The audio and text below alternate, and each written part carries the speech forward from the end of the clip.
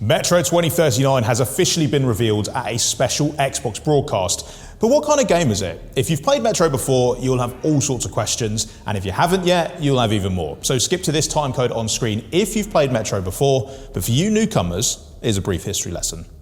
Our story begins with a 2002 post-apocalyptic novel written by Dmitry Gluchovsky. Metro 2033 introduced readers to a world where things have really gone down the tubes. Basically, a big old nuclear war broke out in 2013 and forced the survivors to go live underground in the metro tunnels of Moscow. It wasn't ideal, but people soon learned to make the most of it, forming full-blown communities and then breaking off into other little factions. Some of whom are peaceful and orderly, and some of whom are just really not.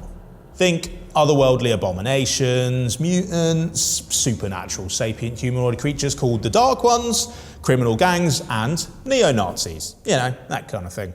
In 2010's FPS adaptation of Metro 2033 by 4A Games, you play as Artyom, going through a hellish subterranean survival nightmare with bullets and gas masks in very short supply. 2013 saw the release of Metro Last Light, which continued Metro 2033's story and expanded its horizons. Whilst 2033 explored the horrors of the world, culminating in a shocking ending, Last Light dove deeper into themes of forgiveness and hope for a humanity that has lost itself.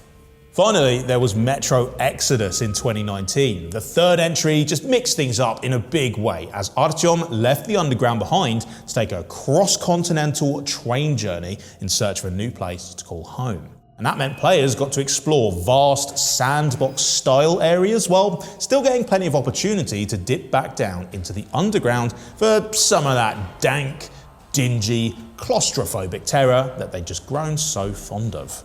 Fortunately for us, the world of Metro still has plenty of other stories left to tell, starting with the newly announced Metro 2039. In some ways, it's incredibly surprising that we've got a new Metro game to tell you about at all. As a Ukrainian studio, 4A Games have spent the last few years sheltering from drones while using batteries and generators to get their work done. Meanwhile, the series' original author, Dmitry Gluchovsky, has had to move abroad after being sentenced to 8 years in prison in absentia for criticizing the invasion. So yeah, it's not the ideal work environment for anyone, although it does appear to have given them some real food for thought when it comes to the new game. Written by 4A Games in collaboration with Gluchovsky, Metro 2039 takes place, yeah, you guessed it, 6 years after the original. All of the disparate factions and tunnel communities that existed in the previous games have now been united under one banner, promising a new life of security and order up on the surface. Except that the banner they've all been united under is that of the neo-Nazi group Nova Reich. The Nova Reich are led by a Führer, the legendary Spartan hunter, and they're up to all the nasty stuff you'd expect, using a mixture of propaganda, intimidation, and disinformation to keep people in check. Oh, and that nice sunny life up on the surface that they promised folks? Yeah, not so much. Judging by the incredibly creepy trailer we saw during that Xbox presentation, it appears that they're stealing children. One thing to note though, you don't play as Artyom this time. It's a completely new protagonist and new story. Our new hero, known as the Stranger, will no doubt have plenty to say about these developments. And I do mean that literally, because while Artyom was the strong, silent type, Metro 2039 features a fully voiced protagonist. No, it's not about me.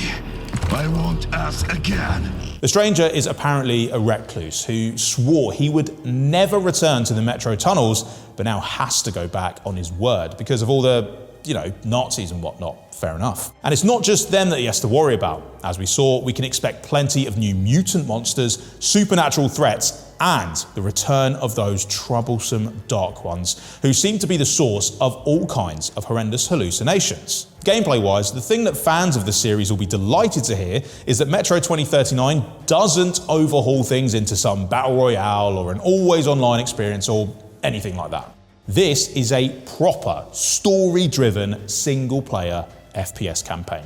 We don't have too much more to go on just now, but I can say that the game looks pretty dazzling. It was built with 4A's very own 4A engine, and a lot of work has gone into what they call frozen stories, which are pieces of environmental storytelling that indicate what happened before you arrived.